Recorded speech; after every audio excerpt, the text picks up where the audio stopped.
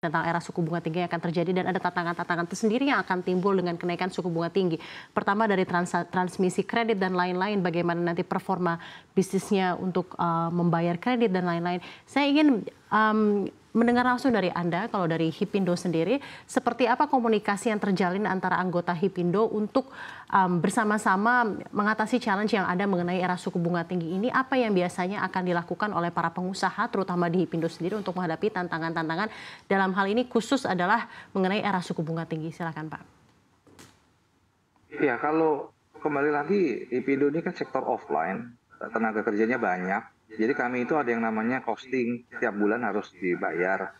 Ada yang namanya gaji dan sewa. Jadi kami ini harus berpacu dengan menaikkan omset kalau memang mau bertahan.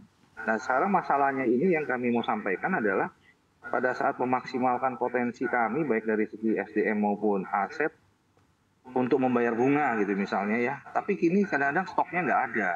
Nah, stok tidak ada itu bisa berupa supplier lokalnya belum bisa mensuplai karena barangnya kosong atau importnya kesulitan. Jadi kembali lagi bukan masalah yang kami bicarakan di anggota itu udah bukan bicara masalah dolar dan kalau bunga memang baru ya dolar, tapi kita bicara itu pemenuhan service level. Bagaimana sekarang supply chain rantai pasok tidak terganggu sehingga barang tetap ada, itu akan membantu menekan inflasi juga ya. Jadi barang stok untuk 3 bulan ada, pada waktu mau kosong udah bisa masuk. Jadi hal-hal simpel seperti itu aja yang harus diperbaiki ya di Indonesia ini. Tadi balik lagi domestiknya kalau udah sehat, supply chain-nya jalan, ada goncangan di luar itu nggak terlalu terpengaruh karena 60% di kita itu memang udah jadi marketnya. Malah orang luar akan banyak mau masuk ke sini sebenarnya. Nah itu yang harus buat kebijakan yang tepat. Jadi orang luar tuh kan bawa bunganya juga mungkin lebih murah ya. Kalau orang luar bunga-bunganya mungkin lebih murah karena modal dari luar itu bisa menggerakkan ekonomi kita. Demikian sih. Terima kasih.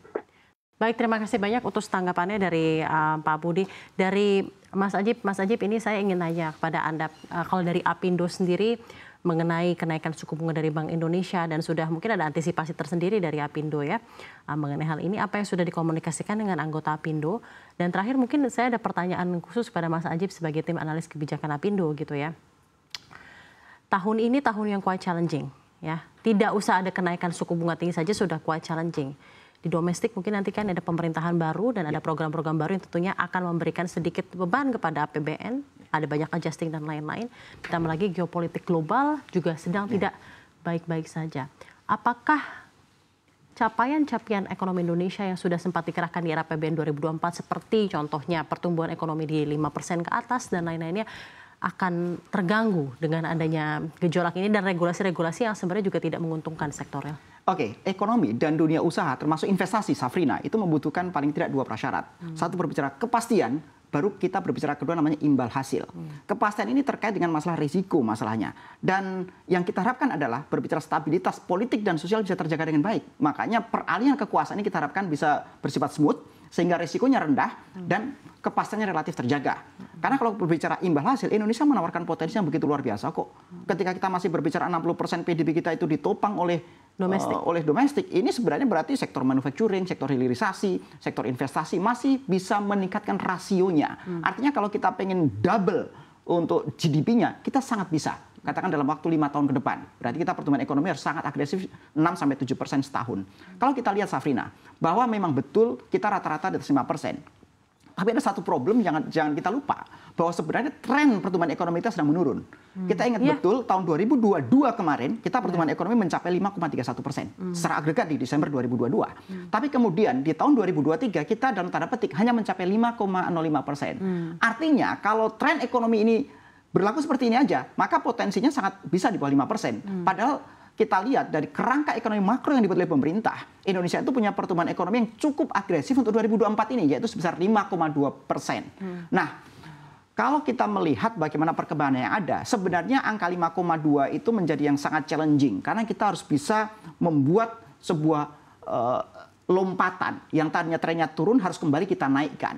Nah, Kita masih tetap optimis bahwa pertumbuhan ekonomi akan tetap di atas 5%, Safrina, karena kita juga tahun politik ini belum selesai, artinya ini akan memberikan pengaruh terhadap pola pertumbuhan ekonomi yang ada, pola konsumsi dan lain-lain, karena kita sampai dengan November nanti masih ada kembali pilkada serentak, yang artinya ini akan memberikan pengaruh signifikan terhadap konsumsi masyarakat. Nah, sekali lagi kesimpulan kita, 2024 ini di atas 5% kita masih relatif achievable, tapi kalau mencapai 5,2% itu sangat depend on bagaimana perkembangan ekonomi global dan bagaimana kebijakan-kebijakan pemerintah. Di mana kita mempunyai sebuah ekspektasi bahwa the Fed dalam tahun 2024 ini akan turun sebenarnya, minimal dalam 1 kali. Tapi dalam 1 kali. Minimal tahun ini 1 kali, perkiraan di kuartal terakhir biasanya, 3 atau ke-4. Nah, sehingga kita kembali mempunyai momentum untuk menurunkan tingkat suku bunga acuan dan pertumbuhan ekonomi bisa kembali lebih bounce. Tapi sekali lagi 5,2% cukup challenging.